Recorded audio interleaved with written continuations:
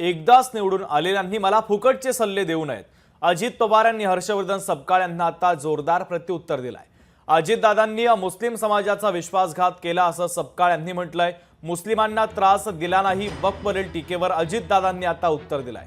एकदाच निवडून आलेल्यांनी मला फुकटचे सल्ले देऊ नयेत असं देखील अजित पवार यांनी आता म्हटलेलं आहे। अजित पवार यांनी हर्षवर्धन सपकाळ यांना आता जोरदार प्रत्युत्तर दिलंय। कोण म्हणते मुस्लिम समाजाला त्रास दिलेला आहे असं कुणीतरी एखादी व्यक्ती बोलते। ती व्यक्ती कधी लोकांच्यातनं एकदा निवडून आली, एकदा, त्याच्यानंतर दुसऱ्या वेळेस निवडणुकीला उभं राहिली तर 4 नंबरला गेली।